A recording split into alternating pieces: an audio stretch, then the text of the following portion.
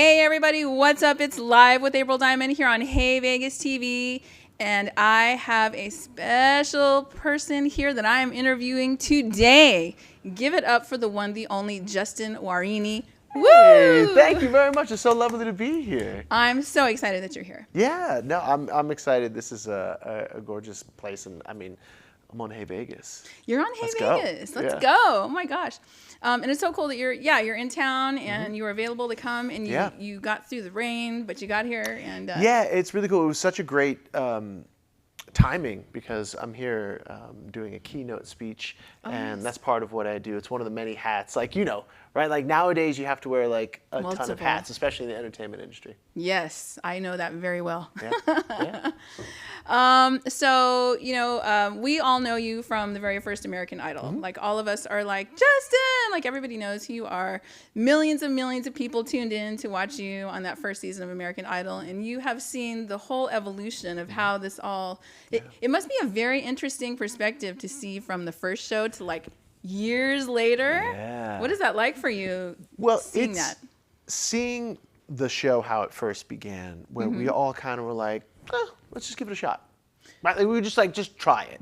Nobody knew what to expect. And so, it was really amazing to be at the outset of something where we didn't know it was going to be 30 million people watching every single night, right? We didn't know it was going to be this monolith that's still going on. And there was a real, just like can-do spirit among everyone, right? And so watching it evolve over the years and seeing that American Idol is the only show of its kind that has put multiple stars into multiple facets of the entertainment industry. Right. And I'm really proud to be a part of that legacy.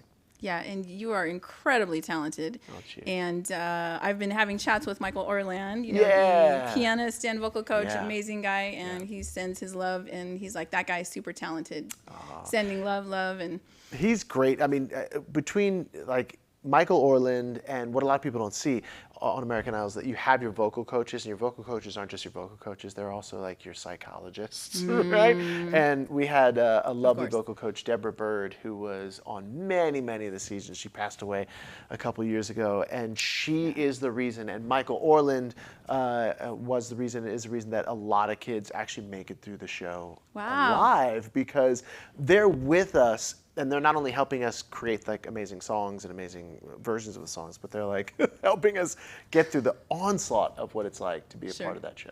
That's incredible. I love hearing that, and it's such an authentic story, and it's such a tale of I thought I could, and I tried, and I actually did it. And the thing that he talks about, which I love, is that when they show up, they have great voices. You guys all have great voices, but it's that journey to become a performer. Yeah. Get in front of millions of people and do the thing. Like that's not an easy thing. No, it takes a lot of confidence to be able to do that. And I am going to release a book later on this year, which is titled Center Stage Confidence. And I love it because I get to talk about my journey, and I know you have a journey when it comes to like getting in front of audience. Like, and whether you're like center stage on an actual stage or in a relationship or in some facet of your life, confidence is so important because it is that thing that separates you from everyone else, right? A lot of people can sing. A lot of people can get up on a stage and maybe talk, but not many of us like you have done, like I've been able to do, like the people that we see out there can get up in front of thousands, tens of thousands, millions of people and deliver consistently every single time. Yeah, it's a lot. It's a lot. Yeah. And I feel like this is my take on that, and how you get there is you put yourself in the hot seat, to perform. Yeah, it's the doing of the thing. And that's what it's the start that stops most people, right? It's the start that stops most people because we have this desire, this dream to go out and do this thing, and we're passionate about it, and then we start doubting ourselves. We're not, because you're never going to be certain. And part of confidence is moving forward even though you feel uncertain, moving forward even though you don't have all the answers, moving forward and knowing that you're going to figure it out along the way. You can't wait, because you could be waiting your whole life. Yeah, exactly. There are people who are waiting. Yes. And still waiting and have been waiting. Yeah. And yet those of us that are doing what we love to do, doing it on a consistent basis, and not just making an impact, but an income from what we love to do, Sure. have to push forward through that and do it anyway. And you actually learn how to do the thing and learn how to trust yourself doing the thing when you do it that way. That's a big deal, trusting yourself and going forward, because you know you're going to get scrutiny. I mean, the first season of American Idol, when you guys are like, okay, let's try this, now it's like iconic. The world knows all you guys and your journeys. It's epic. And who would have thought that so many people were watching and were just like, they want to know every night what's going on. Right. And Michael said he posted a couple of times on Twitter back in the day and said who won, and people got mad at him, said, we don't want to know. We want to find out because we recorded it. Yeah, exactly. It's just like such a... It's interesting how we're, in this country especially, we're obsessed with fame. And I don't like to say, I mean, I feel the same exact, we all kind of feel obsessed with fame, but what is it? What is that thing that we long for and that makes us tune in? And for some people, it is watching others fall. For some people, it's watching them rise. And what I love about American Idol is that you get to see both there, right? You know, you get to see people go up and down. And on my season, nobody had ever done the things that we were doing. And, you know, at a certain point, it was okay to talk back to Simon. I was the first person who did it. Did you? You were the first person? I was like the first person. I mean, I was the first person of like the top 10 or whatever to do it. There are people who are cursing Simon throughout the whole thing. But like, and I never cursed him. But like, at the same time, I was the first person to push back. And you would have thought the world ended at that time. And while had I not done that, I wouldn't have learned the lessons that I needed to learn in order to be not just who I have been for the past 20 some odd years, but like who I needed to be then and there. Maybe you were really right about what you said. Maybe you were right on, maybe you weren't, but you don't know until you put it out there and find out what it's about. But that was a big thing, the Simon Cowell thing.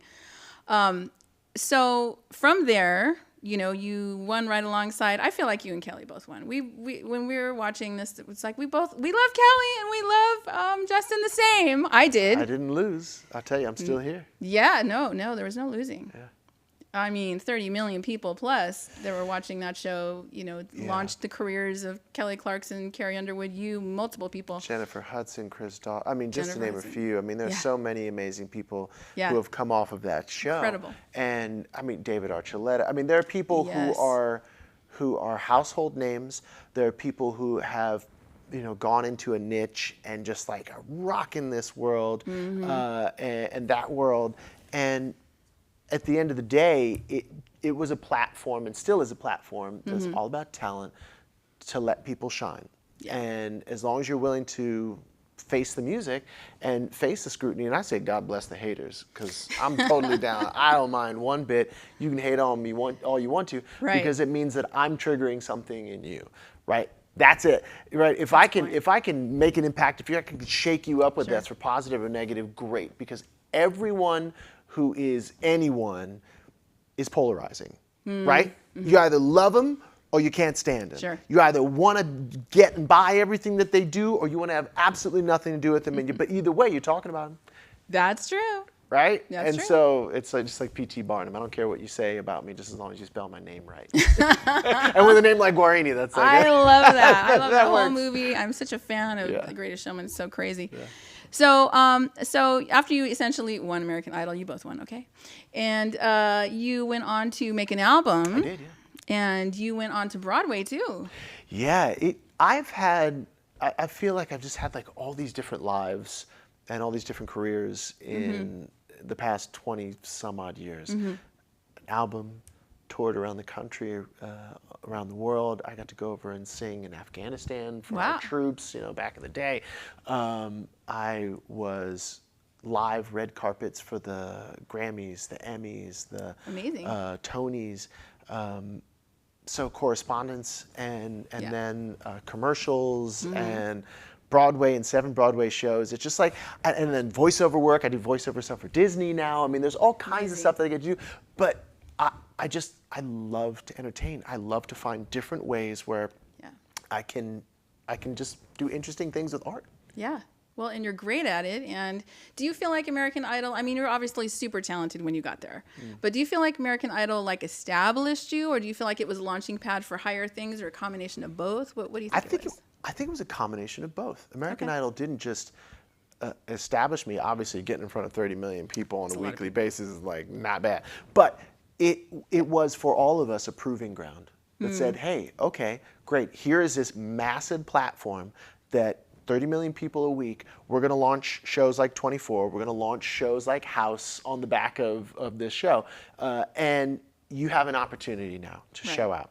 And then once the lights went down, then I still had this opportunity, like, okay, what am I going to do? I'm going to record. I'm going to get on the red carpet and interview people. I'm going to get on television. I'm going to do that. And so it was development and a launching pad, and a huge reason why I've been in 7 Broadway shows. You know, I get to play a little sweet character on TV. Like, all the things that I get to do, it, you know, started with that, and I'm just so eternally grateful for the meat grinder that it put me through. Yeah, it's the truth, right? Okay, Little Sweet.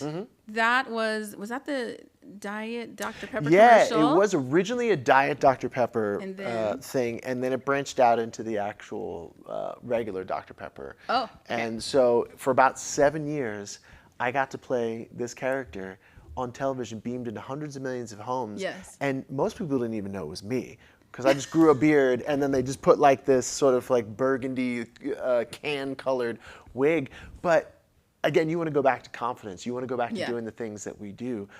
I walked into that audition thinking, I'm never going to get this. Because I walked in looking like this, and everybody else looked like some 80s rock star. So I did the greatest thing that I think I've ever done in any audition, and I've carried the lesson throughout my life with it, is I went in and I stopped caring. I just didn't care. I cared to do a good job, but I didn't care if my parents were going to be okay with it, if my friends were going to be okay. I didn't care if the casting director was going to like me. I didn't care about anything other than just having fun. And because I sang things that weren't in the script, because I just did weird things that I do to make my kids laugh, they ended up being like, and 7 years, and completely changed my life in terms of the trajectory of my career. Wow. It's freedom, because when you're not so intentionally wrapped up in what someone else has, maybe a connection or a thread to your soul or your brain or whatever, it's definitely a hindrance. Yeah. And people feel that at different points. And, I've had that journey in my life where, getting up in front of all these people, would be like frightening. And I was like, okay, April, perform. Do you like to talk? I'm like, I do. Yeah. Then talk. But here's the thing, so, was it perfect the first time you sat behind this desk? I skipped over words. I went blank. I did all that stuff, and then finally I just went, I'm okay actually. Right, but you had to go through that phase. I did, and it's so funny because most people don't want to do that phase, Correct. because we're taught not to do that phase. Don't raise your hand and say the wrong answer. Exactly. Don't have everybody look at you and feel embarrassed. But everybody who's anybody, including yourself, who's doing this, went through that, and they said, I'm just going to continue on, and I just know that this is something that I really enjoy, and I refuse to stop until I get it right. Yeah, I love that, and that's what's probably pushed you, forward into all these things you love to do. Sure. And I love the fact that you want to help other people. Yeah. That's a really big deal. Yeah, it's a huge transition to be I love able that. to go from there, because it all happened because I had a terrible experience in an audition one time. There's a very popular show that I love. I love the people who wrote it and created it. They're friends. And I went in to audition for it, as you do. And over 3 months, I had to learn 20 different songs. I put my life and my soul into it, traveling back and forth, not spending time with my family, all the things. And at the end of that audition process, they said,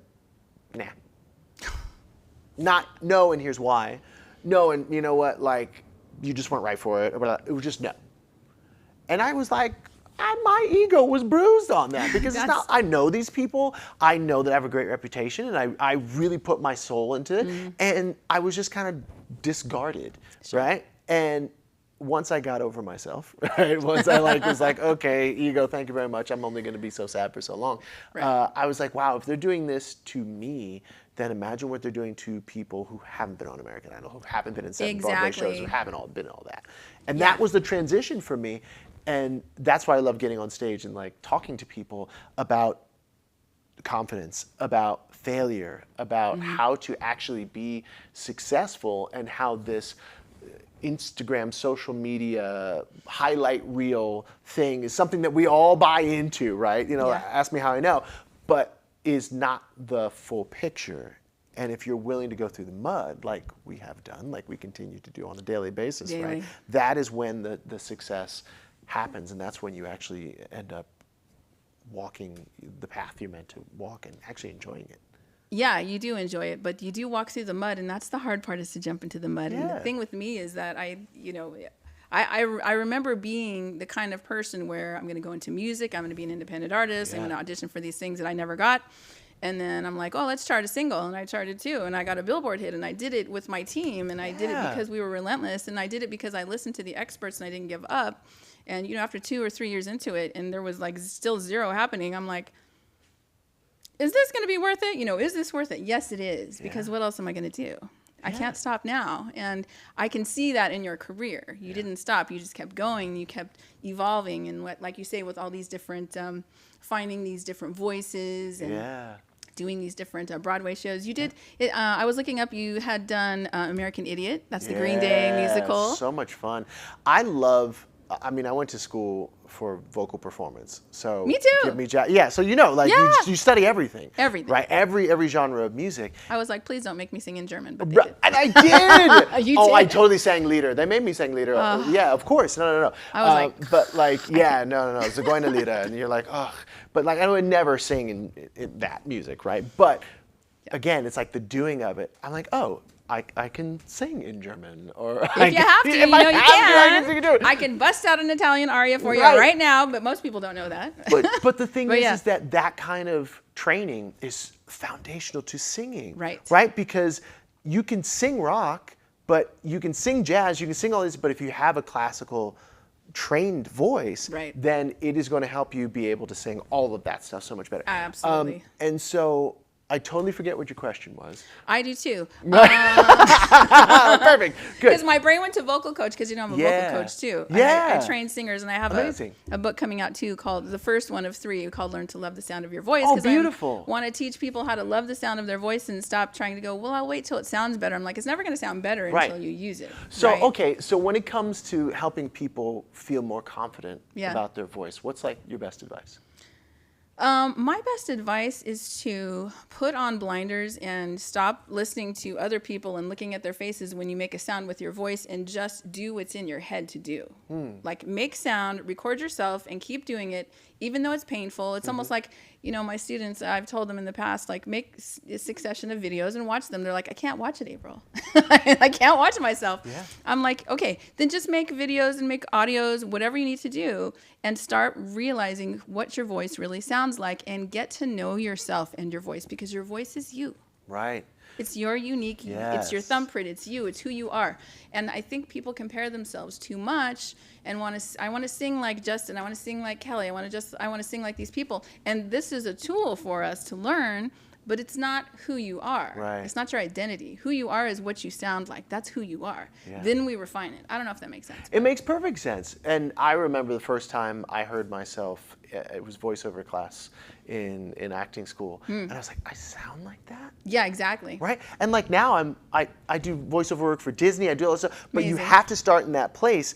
And I think your advice is wonderful. Because again, it's the doing of the thing. You keep doing it. And you're like, well, I don't like this. I don't like this. Okay, well, what do you like? Oh, well, I do like this thing. Okay, great, let's build on that. And let's build, and let's build, and let's build, and let's build. And eventually you look back and like, oh my goodness, my voice has evolved. And yes, while I wanted to sound like Whitney or Mariah or like whoever at first, they were great role models. But ultimately, the more that I listened to my voice, the more I did it, the more I was able to discover the me in the formula. Yeah. And then you just keep pulling. It's like a sweater, you know, you pull the thread and eventually you Yeah. pull it up and the whole thing comes. And you get more and more. apart. And my voice training system is called Let the Voice Out. You got to let the voice out. And by the way, when you're talking about doing voiceover, you've got to go to real crazy spaces to make voices.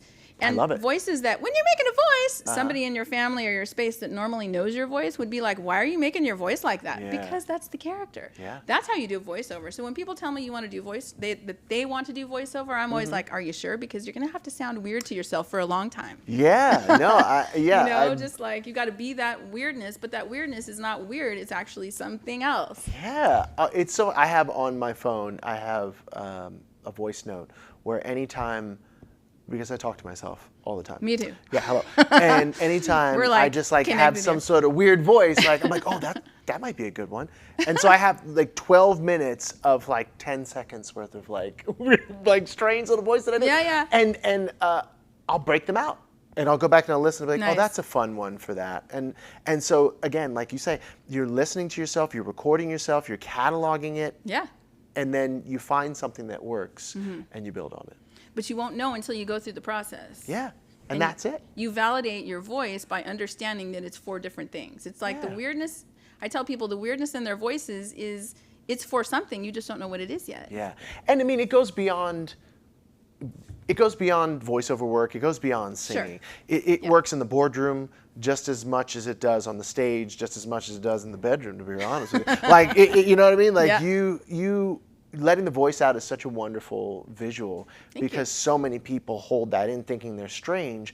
But again, anyone who's done anything or been has embraced that thing that other people think is weird, that other people think is like not enough. And yet when they fully step into who they are, then that's when I believe they're able to shine. Yeah, absolutely. Wow. Aw, I love this conversation. Okay, so let's talk about some other things that you've done because I want to talk about some of the things. Tell me the things. You have been in Wicked. You did American Idiot. You did. There were some others musicals that you did. What were your favorite musicals and what were your favorite parts? My favorite musical of all time that I've done was the last musical that I did, which was called Once Upon One More Time, which was the Britney Spears musical. Oh. What a lot of people don't know about musicals is that you don't just say, hi, I'm going to do a musical, and then it goes to Broadway. It can be anywhere from 7 to 10 years before a show makes it to Broadway, right? And so I was with this show for about 6 years as it was developed, and new directors, and new this, that, and the other. And it is all the things that we love about Britney Spears and her music, coupled with like the story of basically Cinderella and Prince Charming and all this storybook magic. Sure. And so that one was a favorite of mine because I got to like sing, dance, like think about early 2000s pop dancing. Like, I mean that's what exactly all of that on steroids, and then act as well. So that's my favorite. And American Idiot was wild too because you go from my very first musical was Women on the Verge of a Nervous Breakdown, which no one's ever heard of. I've never heard of that. Yeah, it's a Pedro Almodovar film, but and amazing creative team and Broadway folks on it. But it was more like this very classical sounding sort of thing, like legit Broadway sound. And then you go to I Want to Be an American, like grinding with American Idiot and all that stuff. And it just was so much fun to be able to put. I was like straight ironing my hair and it was black, like it was a whole vibe that was completely different for me. And I love musicals and I love acting and singing and dancing because even just a song, as you well know, right? You take on either a facet of yourself or a different character, and you just get to expose these different parts of your heart. Right, and a persona that you probably wouldn't normally do, but when you're straightening your hair and being a rocker, like it's like people look at you. But that's in there for me. Yeah. I remember in junior high, there was one point in I know, maybe it was in high school, where like I totally wore like I'm dating myself, but like the long like big pants, the jeans, and like the skater stuff, and like And I remember, having my Walkman at one point in junior high, my Discman, and listening to the Metallica Black album, and listening to Guns N' Roses, Really? Use Your Illusion, or whatever, then it was Lose Your Illusion, and Pearl Jam 10, and like those things were mind-blowing to me. Wow. And I never thought that I would then have a chance to go on and sing something like that on Broadway, and do it with Billy Joe Armstrong. Yeah, and, the Green Day guy. Yeah, How is wild. it? Those guys are incredible. Yeah. Oh And my they're still gosh. rocking. It's insane.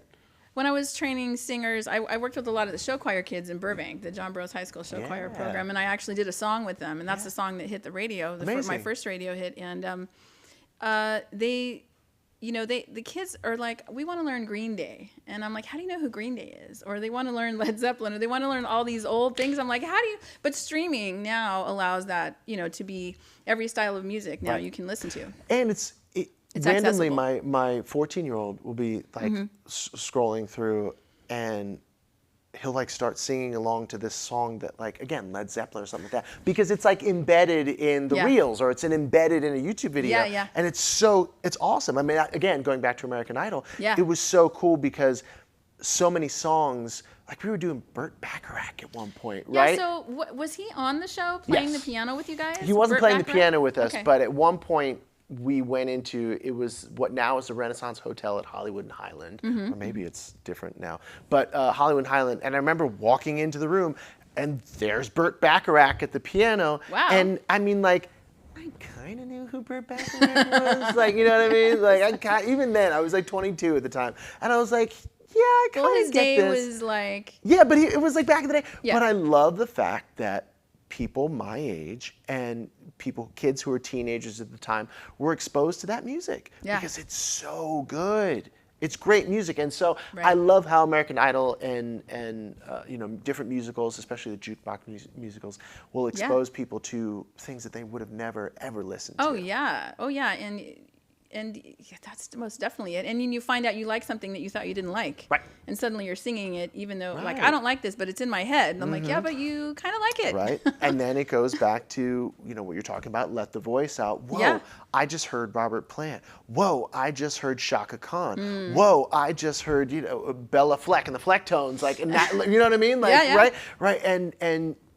And that is, the imitation of those things is how we begin to formulate what we like, and then the continuing, like, doing Instead it. of listening to the peer pressure of like, oh, I don't like that, or, there was that back in the day. It's not anymore. Yeah. But I think when I was younger, I remember, oh, don't listen to disco, or don't listen to the musical theater junk. Where's the rock, or where's this? Sometimes there were those little cliques back in the old days or whatever when we were kids. But I think the trap is, with that now, is that we are listening to, and look, it's just the way it is. Yeah. I got no complaints about it. I use it. Everybody uses it. We're listening to vocals that are so processed that people think that they need to sound like this, but like at the end of the day, that's compressors, that's all kinds of stuff on there. And when you try and emulate that sound, you end up actually doing damage.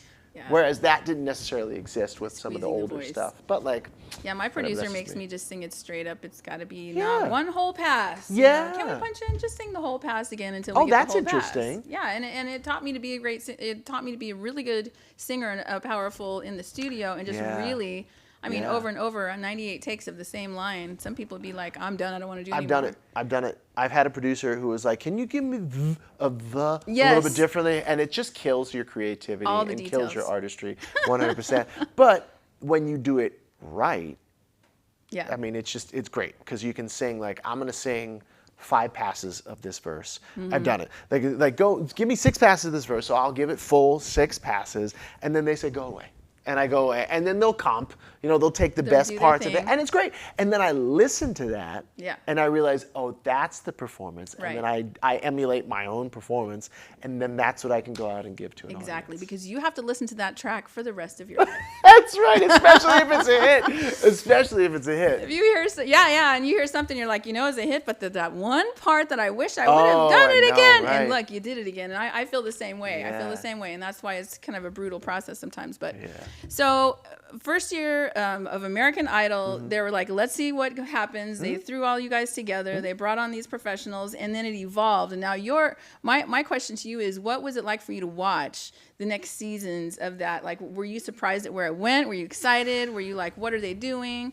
A little bit of everything. I was excited.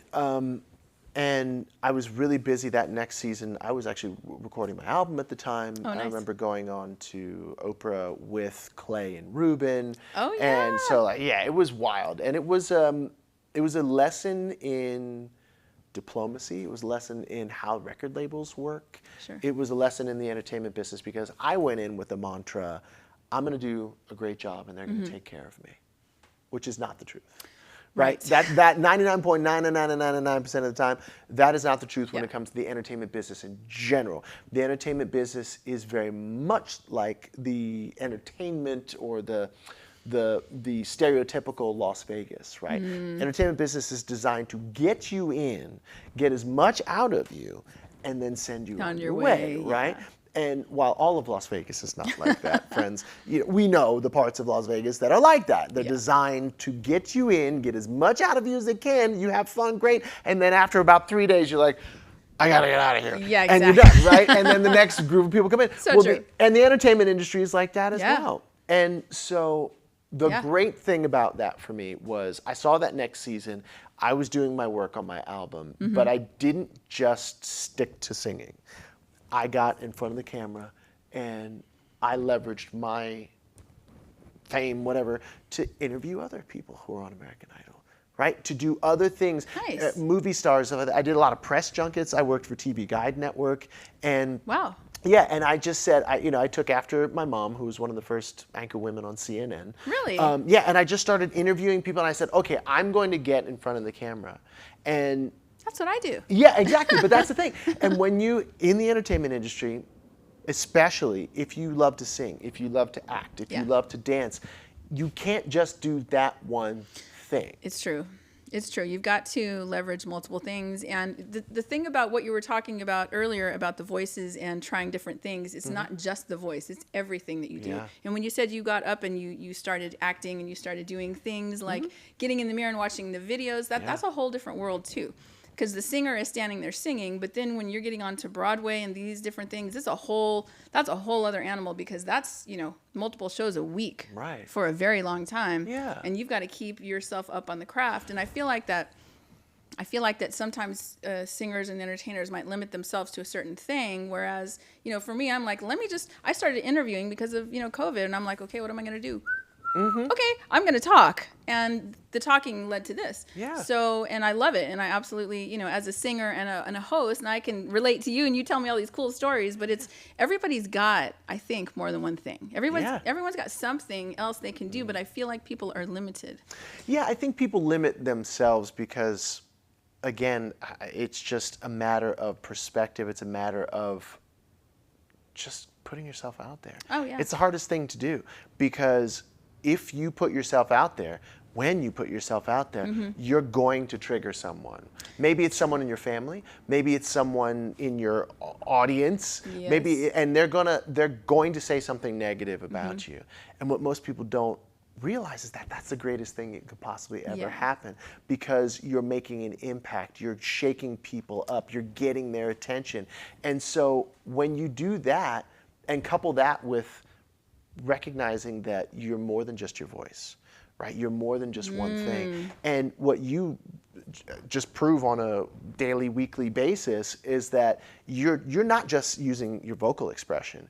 You, like singers, actors, dancers, you have to use your vocal expression, your physical expression, your facial expression. It's all part of it, because anybody who you admire in entertainment is instinctively doing that, or has learned how to do that. Yeah. And so getting up there, and again, like, record yourself. Listen to your vocal image, right? Or record yourself and turn the volume all the way down on what it is, and just watch how your body and your face are telling the story. Yeah. Right? Simple little things that most people won't do, but when you do them, you inevitably learn something. Sure. And then when you take action on that, you get better. And then eventually all the fear gets softer. It doesn't go away, Never goes away, right? Like, and the fear never ever goes away. The nerves kind of always show up, right. you know. But I use the nerves as energy, and I'm sure you do too. Like, that's it. That's the secret. I can't imagine you have nerves. That's the secret. I do.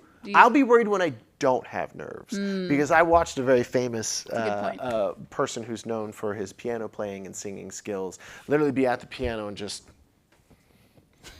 like Madison Square Garden, like this, and just looking at the watch, like ready to go. And I'm sorry, if I ever get to that point, then hang it up because it means I don't care. So when I feel nervous before I go out on a Broadway stage or when I go keynote or whatever I'm doing, I'm like, oh, good, I can use this. Right, because you care. When you say not caring, there's a thing to not caring when you're in an audition because you're freeing yourself up. But when you care about the performance itself, you're going to put everything you've got into it, and you have an expectation. Not perfection. This is, this is like a very fine line, trying to be perfect, but also trying to give the greatest performance. Right. There's a little bit of, there's a balance to all of it. Yeah. And I think that if we go out and try to be perfect, I've crashed every time I tried to be perfect. Absolutely. And the more I was like myself, and then I refined self, where I was talking more clearly and doing everything I was supposed to do without the anxiousness and without the feeling of rushing and all of that, then things even out. Yeah. And that you hit on something really important because it's progress, not perfection. Yes. Yeah. Absolutely. My partner, Kim Walsh-Phillips, and I, inside our Elite Speakers Network, when we teach people to get on the stage, we are always 100% about progress, not perfection. Amazing. Because perfection is a myth, first of all, and it's just fear and procrastination dressed up in a fancy suit. Yeah. Right? Like when you make progress is ugly. It gets messy. It feels really good, and then it's like, I'm not quite sure. But it's a process that if you're willing to go through it, you're always going to come out on the other side. That's awesome. Feeling better, looking better, and ultimately getting further faster. That's amazing. Yeah. That's awesome. So what is next for you? I know that you're doing a lot of these speaking engagements, and we'll have Kim come up here in just a second. Hi, Kim. Kim's in the studio with us. I want to do a little clip in a second, but what is next for you musically? I mean, let me just be your fan for a moment and say, when's your next album coming out? Oh my goodness, who knows? What's next for me is I have been really enjoying myself singing with orchestras. It's one of my favorite things to do. I just did the Unforgettable, the Nat King Cole tribute, and so I just love singing jazz. I love singing musical theater, and so that is something that I get to do all the time. I love it. That's fantastic. And then I continue to work with Disney on a show called Super Kitties, which is #1 Disney Junior show. Amazing. And I get to play Cat Burglar on that. So I'm doing that, and then I'm speaking on stages and helping show just the fast path for entrepreneurs who have a successful business but have like a performance background, like maybe you're in the choir or the band or like debate club or gymnastics or something like that. We tend to attract those folks who want to grow their business via the power of speaking on stage. So again, it's just like I got all these different hats, but everything I love, it lets me do everything that I love, but ultimately make just more than an income, but make an impact too. Right. Yeah. I love that. Not just an income, but an impact. But you can do both. Exactly. That's the best. That's the best way to go about it. Amazing. Yeah. So we'll be right back with the one and only Justin Guarini, right back here on Hey Vegas TV. Hey Vegas! Celebrate every day in style at the Composer's Room. From live music to comedy shows, we've got entertainment that'll give you that Las Vegas vibe. Our tavern serves the best drinks in Vegas. Whether you're a cocktail connoisseur or a beer buff, our bartenders got you covered. And let's not forget about the food. Our culinary delights are sure to tantalize your taste buds. Come for the entertainment and stay for the food. Reserve your visit to the Composer's Room today and start celebrating Las Vegas our way. Looking for a night out that's pure Vegas? Welcome to Jimmy Kimmel's Comedy Club, voted best comedy club in Las Vegas. Located at the Link Promenade, just steps from the High Roller, it's your ticket to big laughs from top comics handpicked by Jimmy Kimmel himself. No two shows are alike. Every night's a headliner, and every seat's a great one. Get your laughs at the best. Jimmy Kimmel's Comedy Club, only in Vegas, only at the Link.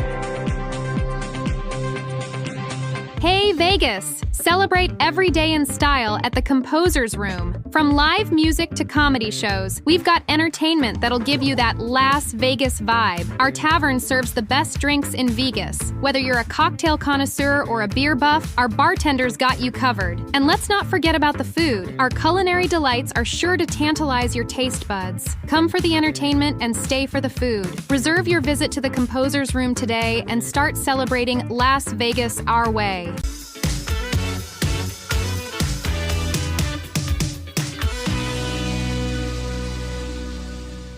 Hey everybody, what's up? We're back live with April Diamond here with the one, the only Justin Guarini. Woot! And meet Kim Walsh. Hi. Hi. How are you guys doing? Doing great.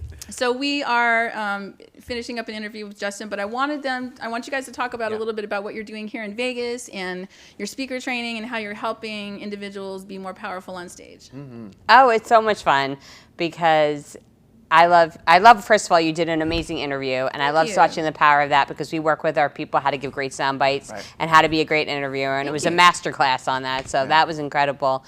And passed. Yes, so good.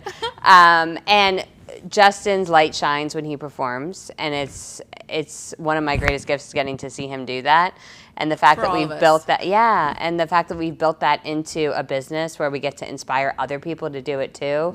In our keynote speech, we get to tell very personal stories that inspire an audience, and he sings in our talk. So like we've combined all the different aspects of the performing arts into a talk that allows us to not just inspire a room, but generate income. That's fantastic. And one of our favorite things is getting other people to use the stage to grow their business, and it's fantastic. Yeah. I have to come watch that. You guys are in town? Yeah. Mm-hmm. And what is your event a consistent event that you come to Vegas for? This one is for the American Retail Banking Federation, which okay. is banks that are in grocery stores.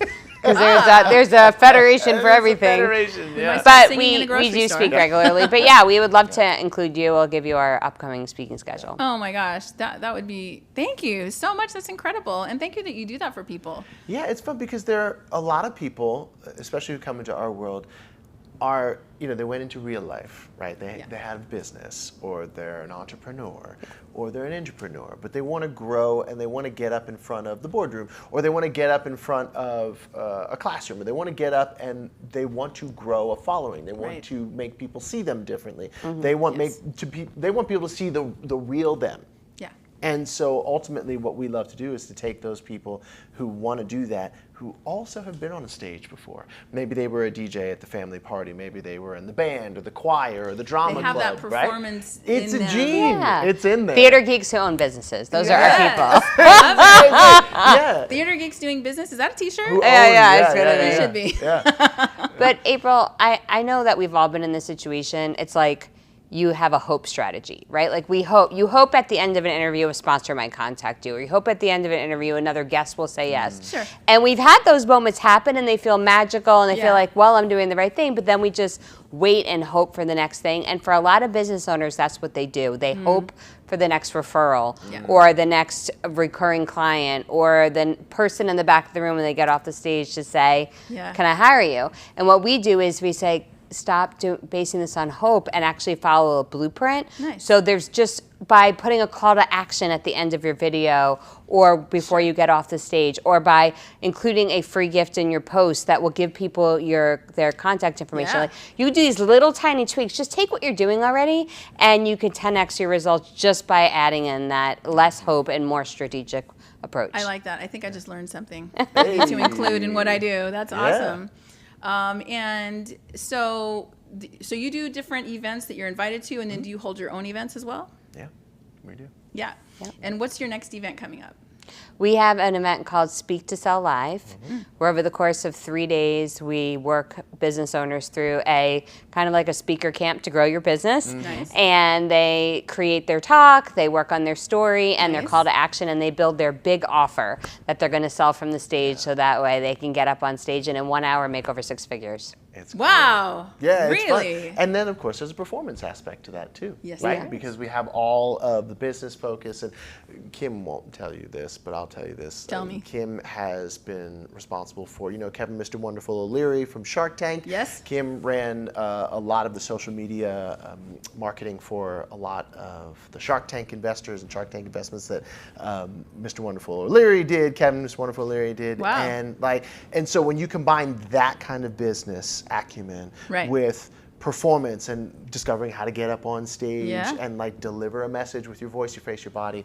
I mean, that's the thing. We met during COVID, just like when you started this. Yeah. And we both were theater nerds and marketing nerds. That's God right. bless theater nerds and marketing nerds. It just came together. It's a beautiful kismet. So here 4 or 5 years later, we're now helping really just entrepreneurs discover how their own voice, their own way to grow the business by speaking on stage. That's fantastic. That's great. That's great that you're teaching them that. And everything, making reels and making videos and talking about your business, there's a fair amount of acting and performance in everything. Sure. Yeah. So where can people find you so that they can be a part of your program? EliteSpeakersNetwork.com.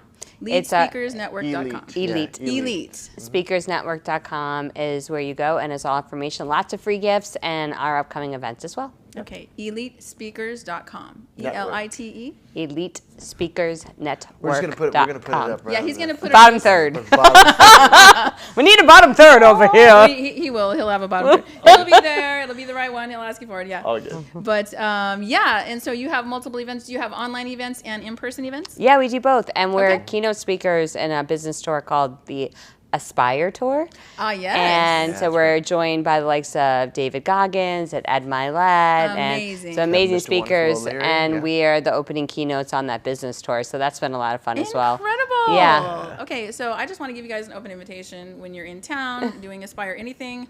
Bring the friends that you're chatting with and bring them here. Let's talk on Hey Vegas TV. I would love to have sounds you. great. Yeah. Anytime, and anything new you have coming, please, hit me up and hit us up, and we want to talk about it because we want to will. promote you. Awesome. Because Thank we you. love you, Thank you. and I just like to talk.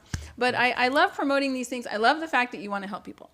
And I appreciate that. Yeah. And coming from your stardom and millions of people knowing who you are and that you want to give back like that is tremendous. And thank you for doing that. Well, thank you very much for having us on. My pleasure. My pleasure. Anything else you want to tell the people where they can find your music, where they can find anything else that you're doing? Follow him on social. I'm going to do the blatant call out. Yes, please. At Justin Guarini on everywhere you follow. And number 1 would be Instagram. Number 2 would be TikTok, followed by Facebook and LinkedIn. Follow. All right. He has great content, great music, great tips and Yes. strategies. Follow him online. So right feel now. free to tag me in my stories at April Diamond Music, and Sure. I will We will resharing tag all and of that. repost it's and all all the gonna be- things. And then we're It's going to be a love fest. A social media love fest. Cross-mogination, yeah, for sure. Yeah, absolutely. And I'm a fan of that. And I always tell, the people that follow me, I call them my follower family. So I started a hashtag, and you're welcome to please join it.